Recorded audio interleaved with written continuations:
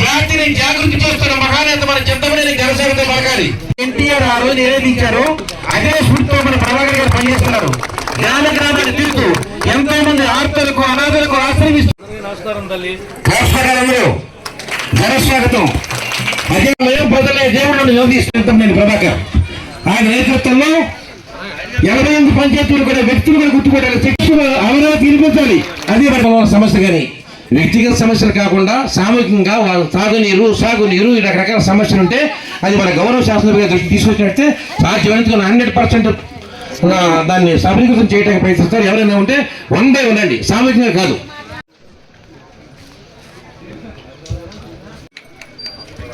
మీరు మైకులో మాడితే ఆయన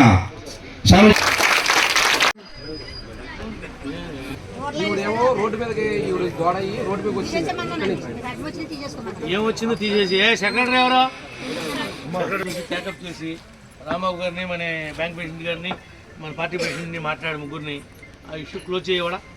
మట్టి ఎంత పడదో చూసి మట్టి వేసేసి గ్రహణం అని తెలియక శంకుస్థాపన కార్యక్రమం పెట్టుకున్నాం. ఫౌండేషన్ స్టోన్ ఓపెన్ చేయడం జరిగింది. మరి దైవ కార్యక్రమం గుళ్ళే మూసేశారు కాబట్టి మనం కొబ్బరికాయ కొట్టి ఆ కార్యక్రమాన్ని నిర్వహించట్లేదు. మళ్ళా రేపు గ్రహణం ఈ టైంకి అయిపోతుంది. శుద్ధి అయిపోయిన తర్వాత రేపు ఈ టైంకి ఆ కాంట్రాక్టరు, మన పెద్దలు, నాయకులు వచ్చి ఆ యొక్క శంకుస్థాపన కార్యక్రమాన్ని మాట్లాడడానికి అసెంబ్లీ ఉంది.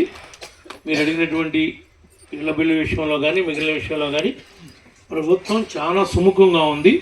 ముఖ్యమంత్రి గారు, ఉప ముఖ్యమంత్రి గారు మీ యొక్క కోరికల్ని, ఇచ్చినటువంటి హామీల్ని నెరవేర్చడంలో శక్తి వంచన లేకుండా కృషి చేస్తూ ఉన్నారు. ప్రతి ఒక్క కూటమి నాయకులు, కార్యకర్తలు, అధికారులు ప్రజలకు సహకరించి ప్రజల మన్నలు పొందడానికి ఏ రకమైనటువంటి అవకాశం ఉంటే ఆ అవకాశాన్ని సద్వినియోగం చేసుకోవాల్సిందిగా కోరుకుంటా ఉన్నాం. మరి ముఖ్యంగా ఈ జాతీయ ఉపాధి హామీ పథకం స్కీము ఈ నెలాఖరుతో క్లోజ్ అయిపోతుంది. ఎవరికైతే ఈ ధాన్యాలు కానీ, పొలాల్లోకి వెళ్ళేటువంటి పుంత రోడ్లు కానీ, చేపల చెరువుకి వెళ్ళేటువంటి రోడ్లు కానీ ఏమేమి ఉన్నాయో అవన్నీ కూడా అంచనాలు తయారు చేసి ఇస్తే మంజూరు చేస్తానని చెప్పాను. గుడ్డి నీకు కూడా కవర్ పెట్టింది, ఆ ఉద్దేశంతోనే కవర్ పెట్టాను నేను. నాకేం పర్సనల్ పని లేదు. ఏమన్నా చెరువులు కాడికి వెళ్ళేటప్పుడు బళ్ళు వెళ్తుంటే ఇబ్బంది పడుతుంటే కనుక మన దగ్గర కానీ, దోసపాడులో కానీ, ఈ చుట్టుపక్కలలో మల్కాపురంలో కానీ మీకు పొలాలు ఉన్నా, చెరువులు ఉన్నా, ఇళ్ళకే కాదు వాటికి కూడా రహదారి సౌకర్యాన్ని ఏర్పాటు చేయడానికి కూటమి నాయకుడు ప్రతి ఒక్కరు కృషి చేయాలి.